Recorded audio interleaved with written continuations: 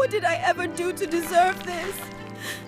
Is it a crime to love? The street was quiet. Too quiet. Even mosquitoes reduced their buzzing because something terrible, something catastrophic, was about to burst like pressurized agyegi bread. Inside their house, Chidinma sat in the darkness, her eyes wide like rechargeable torchlight. She wasn't blinking. She wasn't breathing normally. She was hearing things, steps, sighs, whispers. Everything felt strange. She muttered, "Something is wrong with this, my marriage. My spirit is telling me, and my spirit, no day lie." Thunder struck outside without rain.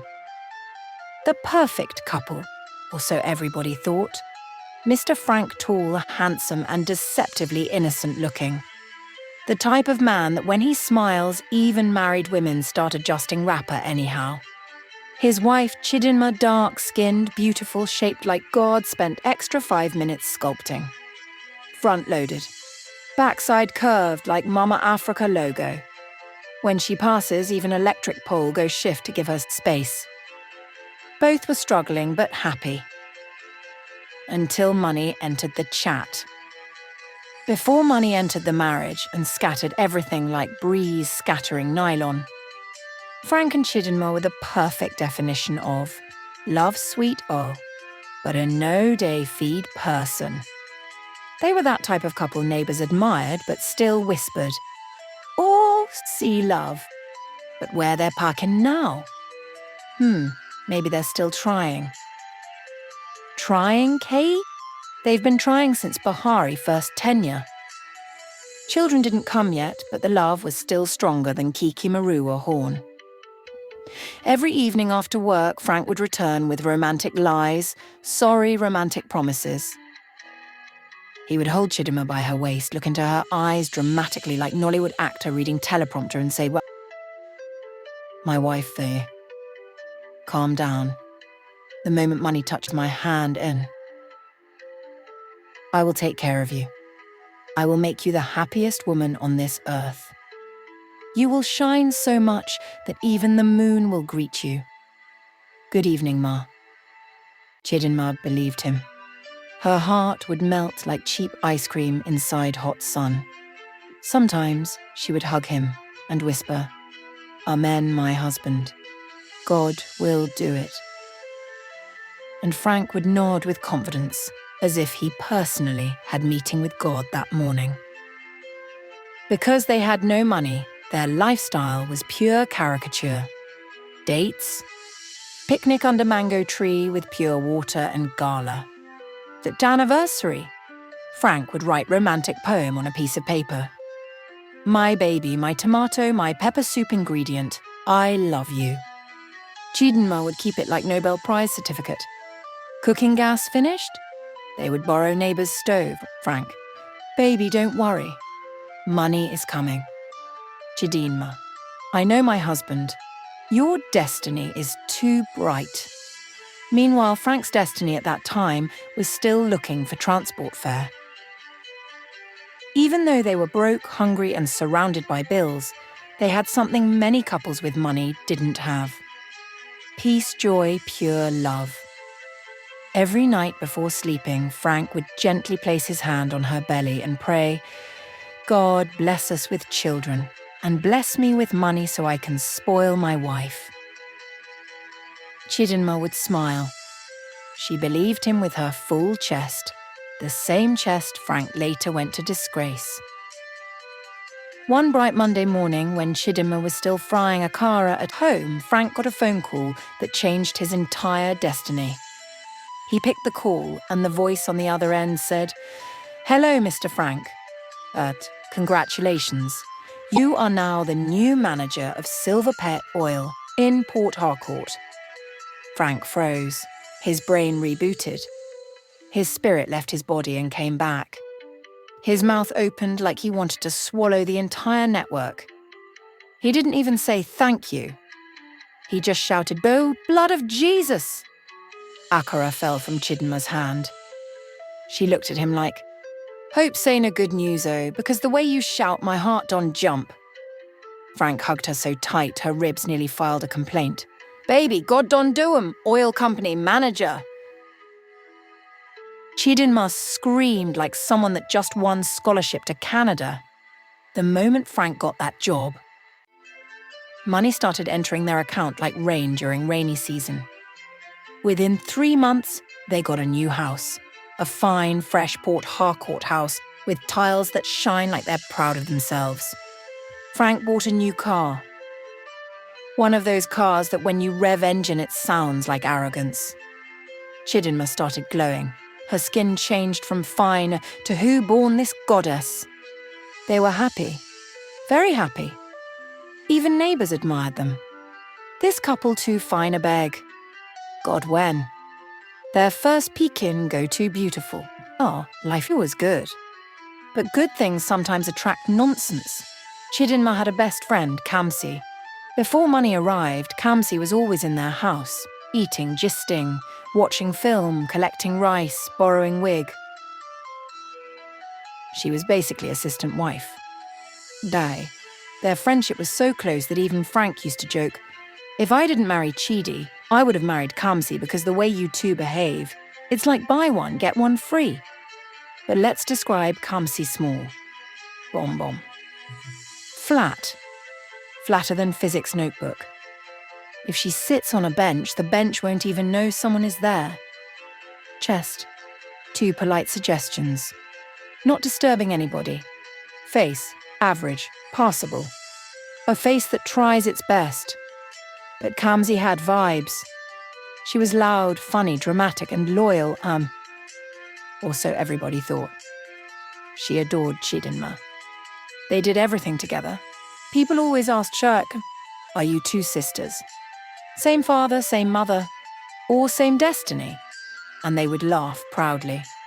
Immediately, Frank's money started showing like fresh pimple. Kamsi's behaviour changed. She stopped visiting, stopped calling, stopped borrowing wig, stopped showing face. When Chidinma would call, Kamsi would reply, my friend, sorry, work has been stressing me, oh, I will come soon. But in reality, she was not busy. No, not at all. She was simply busy thinking of how to collect her husband, not work. Everything started the day Chidinma innocently sent Kamsi to deliver food to Frank at his new office. That was the mistake. The error that shook the heavens. Chidinma packed one sweet joll of the type that smells like angels, supervised the cooking and said, Kamsi, please help me take this to Frank at work. I'm tired. Kamsi said, oh, sure, my sister, anything for you. But inside her mind, yes, opportunity has finally knocked. And me, I always open door. She dressed up like somebody going for job interview makeup, perfume, wig straightened like it was trying to become a lawyer. Frank opened the office door and saw Kamsi. His eyes did ping, like faulty generator switch. She smiled like she was advertising toothpaste.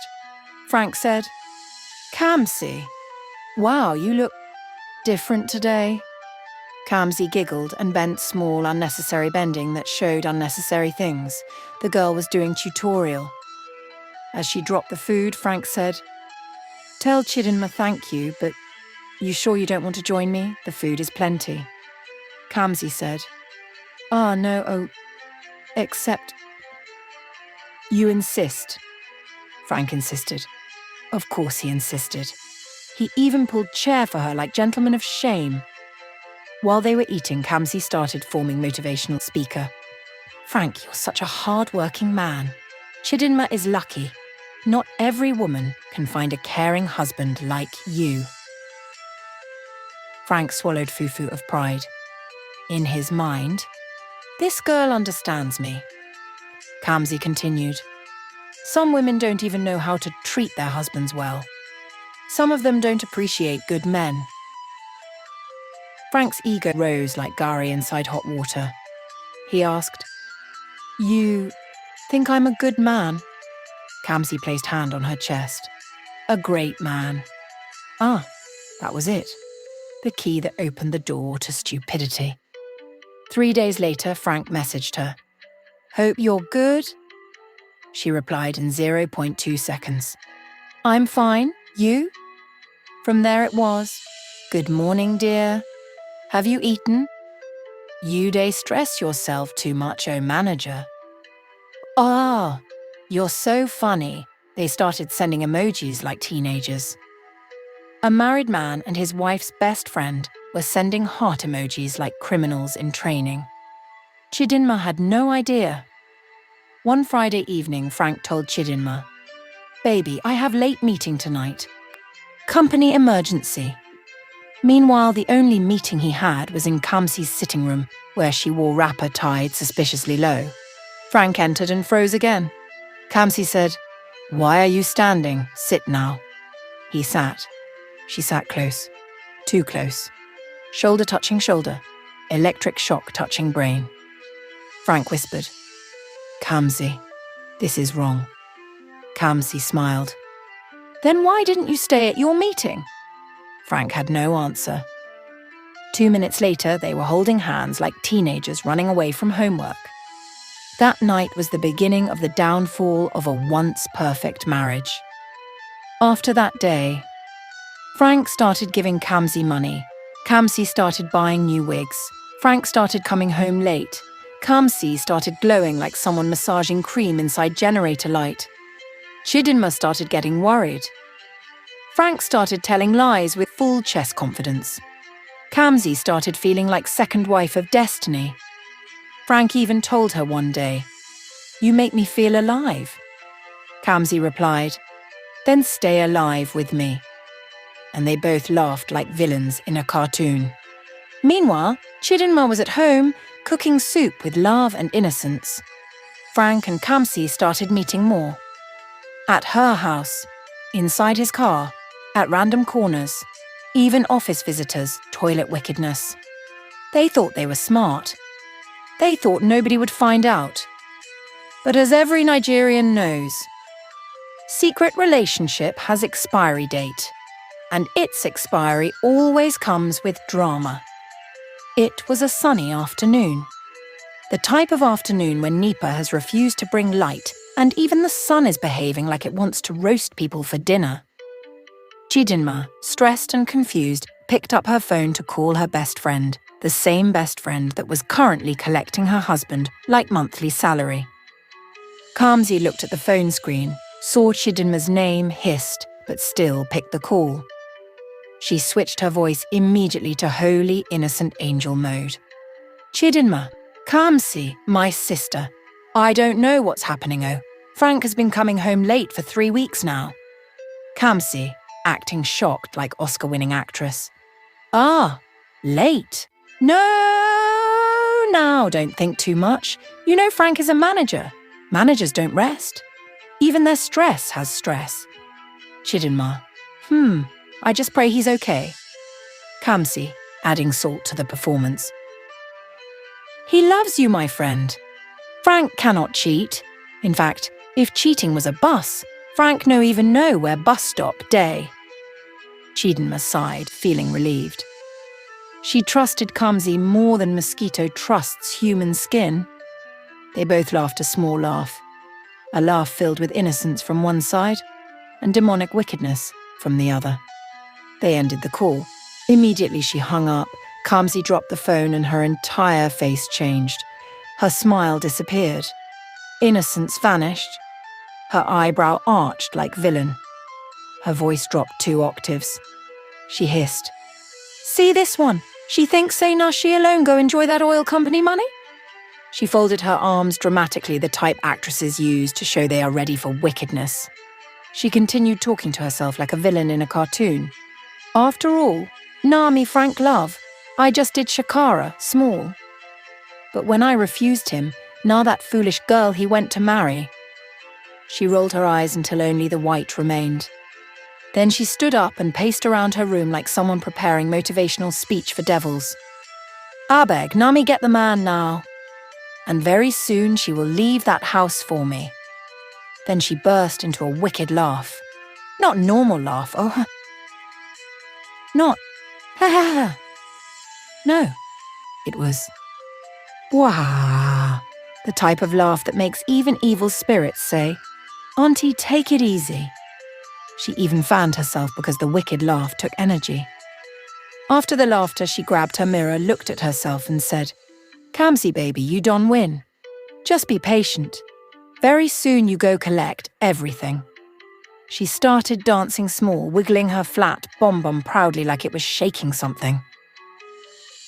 To her, the plan was already working. The husband was falling. The wife was trusting her blindly. The money was flowing. The lies were sweet. The foolishness was growing. Meanwhile, poor Chidinma was boiling rice at home, praying for her marriage to be strong, not knowing she was living inside Netflix series titled My Husband, My Best Friend, Season 1, The Betrayal Begins. Frank had just come back from work, dropped his phone on the centre table, and went straight to the bathroom to shower. Chidinma sat on the sofa, exhausted from house chores, but happy her husband was home. Suddenly the phone began to ring. At first, she ignored it, but it rang again, and again, and again, the same number, persistent. Curiosity pushed her up from the cushion. She reached her hand towards the phone just then. Frank dashed out of the bathroom, half wet, soap still on his shoulder. "Don't touch that," he snapped, grabbing the phone so fast it almost fell. Chidinma blinked, confused. "Frank, who was calling?" He wiped his face with a towel, avoiding eye contact. "A colleague from work," he said quickly. "Something about tomorrow's meeting." Then he opened the door and stepped outside to take the call, still dripping water on the tiles. Chidinma watched him through the window. He wasn't speaking like someone having a work conversation.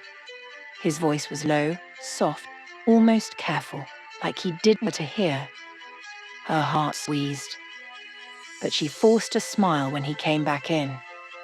Maybe she really was overthinking. Maybe marriage was just like that sometimes. 'Twas a few days later. Chidinma decided to surprise Frank at work with lunch. She entered the company building with a warm smile, humming happily. But as she approached Frank's office, the door cracked open and Kamsi stepped out, adjusting her blouse and smoothing her hair. Her eyes widened for a split second, but she quickly formed a small smile. "Ah, Chachi, how you day?" she said casually, waving like nothing happened. Chidinma hugged her back lightly. "I'm fine, my sister." But something felt off. Kamsi's perfume filled the hallway, and her lipstick looked freshly applied. Chidinma entered the office slowly. Frank looked up, shocked, almost guilty, before forcing a smile. "Huh? Baby, what a surprise." She sat down and placed the food on his desk. She didn't want to sound suspicious, so she asked calmly, "Cho, what was Kamsi doing here? She didn't tell me she was coming." Frank chuckled nervously. "Oh, she was around this area for something else. She stopped by to greet me." Chidinma looked directly into his eyes, then smiled. "Okay, you." But inside her chest, something whispered, "Something is wrong. Something is very, very wrong." The night Frank never came home. That night, Chidinma couldn't sleep. She sat on the couch, hugging her pillow, staring at the clock as the minutes crawled into hours. 10 p.m., 12:14 a.m., 2:45 a.m., 4:30 a.m. Frank was home. She called his phone, 10 missed calls, 19 missed calls, 33 missed calls. Nothing. No answer. Her chest tightened with fear and anger. Where was he? Why wasn't he picking up? But still she waited, like a wife who believed in her marriage more than her own heartbeat. The front door finally opened. Frank entered, dragging his feet dramatically, pretending like the weight of the world was on his shoulders. "Ah, babe, I'm so tired," he yawned loudly. "I couldn't finish my work yesterday, so I slept at the office." He didn't even look guilty. He didn't even remove his shoes, just acting like everything was normal. But unknown to him, Chidinma had already called his colleague Samuel last night, and Samuel had said the truth plainly. "Madam, Frank left office around 4 p.m. yesterday, ooh. I even saw when he drove out." So as Frank lied effortlessly, Chidinma just stared at him, her heart burning, her mind whispering, "So now you have small money. You have confidence to cheat on me." But she didn't say a word. She only nodded slowly. Frank hurriedly changed his clothes like someone running late for a date, not work. He grabbed his keys. "I'm going. I have an urgent thing to sort out." Chidinma folded her arms. But your company is supposed to let you rest since you worked overnight?" she asked calmly. Frank froze for a second, then forced a weak smile. "That's not how our company works, babe." He said it too quickly, too rehearsed. Chidinma watched him walk out, ignoring the hot food she had prepared for him with love. He didn't even look at the plate. She felt a sharp pain in her chest. The moment Frank left, Chidinma dialed Kamsi's number. Ring! No pick. Ring! No pick. Her heart hammered. Something wasn't right. She grabbed her handbag and rushed to Kamsi's house. Her hands were shaking, her breath unsteady. As she approached the gate, she stopped abruptly. Because she saw them. Her husband and her best friend, Kamsi, walking out of the house together, holding hands, laughing, like lovers. Chidinma's world dropped into her stomach. She quickly hid behind a parked car.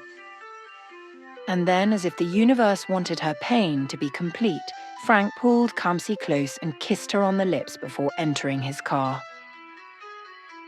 Chidinma covered her mouth, fighting the scream rising in her throat. When they left, she stood frozen. Tears poured down her face uncontrollably. "Oh God," she cried. "What did I ever do to deserve this? Is it a crime to love? Why Kamsi? Why my own friend?" She sank to her knees. "God in heaven. You know I never cheated on my husband. You know how I supported him, how I used my connections to help him get this job. Is this how he pays me back?" Her voice cracked. After several minutes, she wiped her eyes and stood up quietly. "Okay," she whispered, her voice trembling with anger and pain. "Let me pretend as if nothing happened. I will deal with both of them, in my own way." If you enjoyed this video, don't just stop here. Hit that notification bell so you never miss any of our new uploads. Thank you so much for watching. Your love and your support means the world to me. I truly appreciate every single one of you. Stay tuned, more exciting videos are coming your way. Much love always.